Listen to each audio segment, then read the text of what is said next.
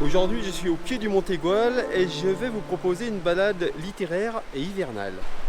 Et le point de départ, c'est Valrog, qui se trouve dans le Gard. Nous sommes à 340 mètres d'altitude. Ce sont les Cévennes ici.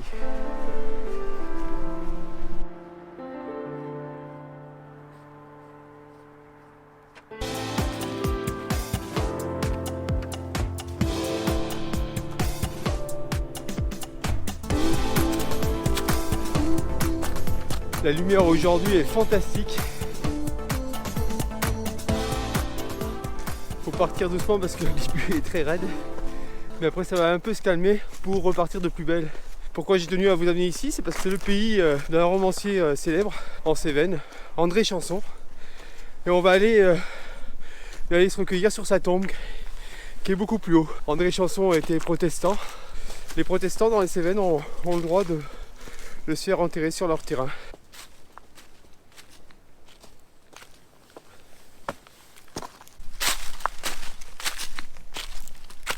Premier étage après Valrog, nous sommes dans des forêts de châtaigniers, c'est de toute beauté. Ils n'ont pas encore perdu leurs feuilles. Ça donne des couleurs assez incroyables.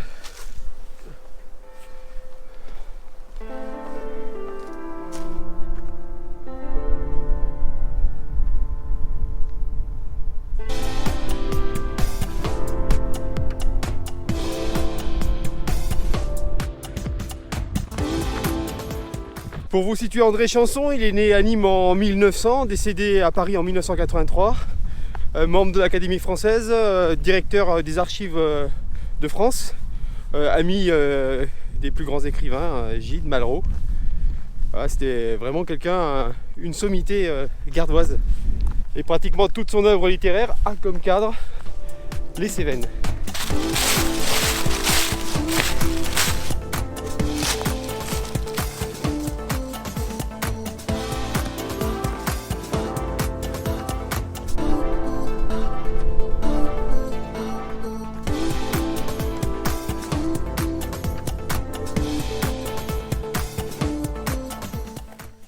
Voilà une ancienne jasse, une ancienne bergerie.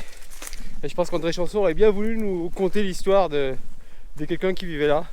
Ça fait penser à son premier roman, Roule Bandit, qui est l'histoire d'un jeune du coin qui décide de ne pas aller à la Première Guerre mondiale et qui se cache pendant 4 années pratiquement au-dessus de Valrog.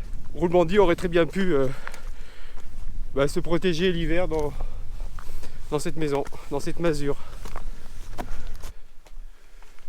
Voilà, on va direction Col de la Lisette, Pic de Barrette. Mais d'abord, on va passer par le col de l'Elze.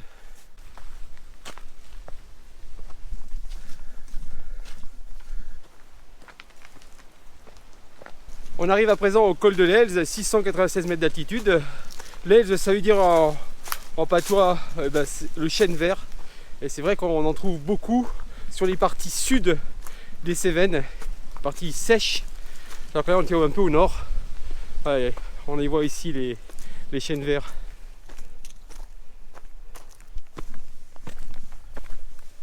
Les deux petites traces blanches et rouges, cela veut dire que nous sommes sur un chemin de grande randonnée. Ici c'est le GR62. Au sommet on voit notre objectif, c'est la serre de la Luzette. Et la tombe d'André Chanson se trouve là-bas. André Chanson disait: vous ne serez pas triste en venant sur ma tombe face à l'Aigoual. Quel joli but de promenade, rajoutait-il. Et il avait parfaitement raison. Quoi de plus beau que cette partie des Cévennes. À présent, nous dominons la vallée de Talérac, qui est un petit village avant Valrog. Dans cette partie, la trace n'est pas toujours évidente. Il faut suivre les cairns, les tas de pierres. Et en suivant les cairns, vous retrouvez le balisage que j'avais perdu. Comme vous le voyez, le terrain est bien pierreux, donc il faut des bonnes chaussures pour aller rendre visite à André Chanson.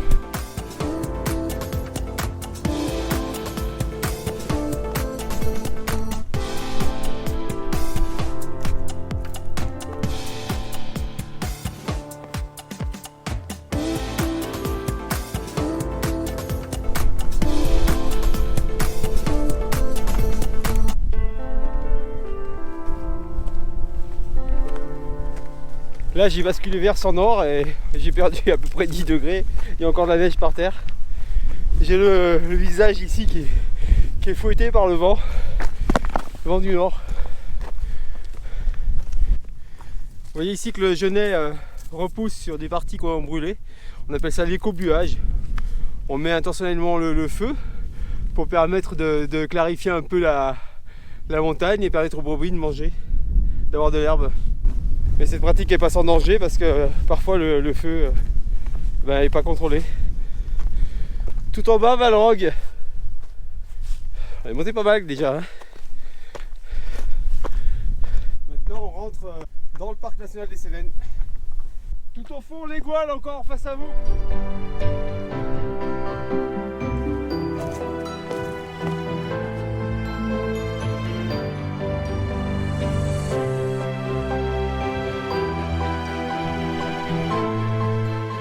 On se rapproche doucement de la tombe d'André Chanson, mais aussi de celle de son épouse, Lucie Mazoric, qui est née à Anduze en 1900 et qui est décédée en 1983, comme André Chanson. C'était la fille d'un pionnier de la spéléologie, et même très érudit, historienne, spécialiste du russe. André Chanson était également descendant de Camisards. Vous savez, ce sont ces protestants qui tentaient de pratiquer leur foi alors que c'était interdit en France sous Louis XIV. Il a écrit notamment la suite Camisarde où il relate le destin de son ancêtre envoyé en galère, mais également le destin des femmes emprisonnées à la tour de Constance à Aigues-Mortes. On va continuer avec la famille d'André Chanson en parlant de sa fille Frédérique Hébrard. Vous savez, c'est cette romancière qui a écrit Le Grand Bâtre, La Demoiselle d'Avignon, Le Chemin des Oliviers, des romans qui ont été adaptés au petit écran. Et elle est également l'épouse de Louis Vell, le célèbre acteur et comédien. C'est très people les Cévennes. On retrouve un peu de neige. On est à 1150 mètres d'altitude.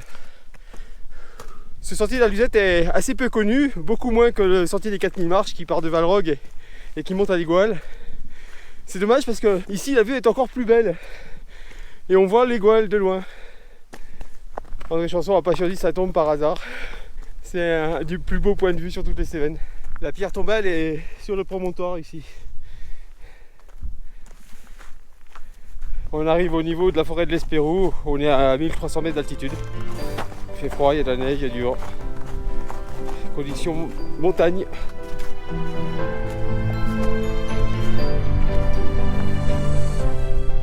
André Chanson et les lettres Chanson, 1900-1983.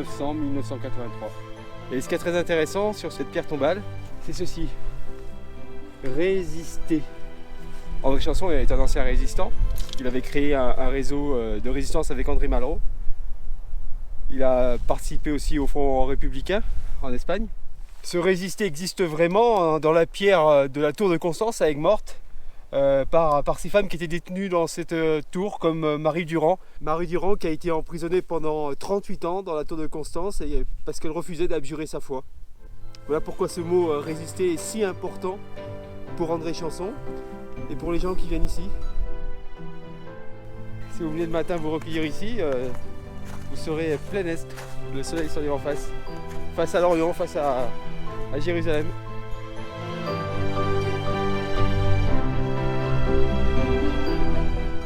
Et devant vous, voici ce que vous offre André Chanson, les Cévennes.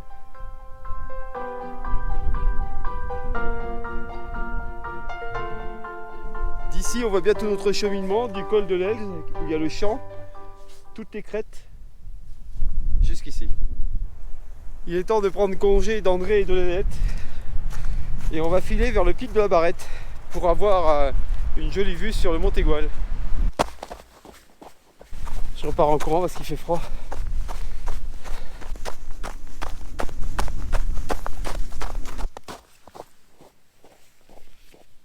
Le mont Égoal. Nous arrivons au pic de Barrette avec vue imprenable sur le mont Égoal. Pic de Barrette, c'est 1303 mètres d'altitude.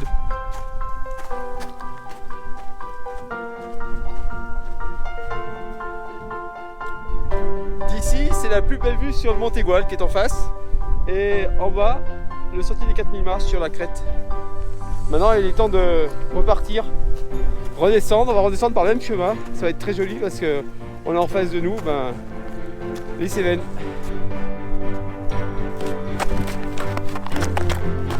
On a mis un peu plus de 7 km pour monter et on va mettre donc 7 km pour descendre.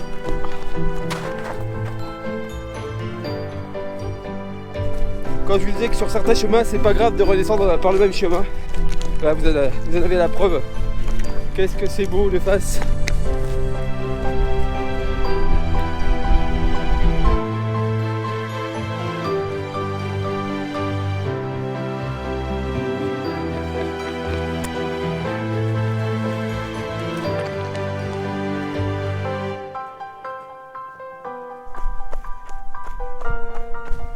Retour au point de départ à Valrog. Voilà, j'espère vous avoir donné envie d'aller faire une petite visite à André Chanson sur le cerf de la Luzette. En tout cas, le panorama était exceptionnel. À bientôt.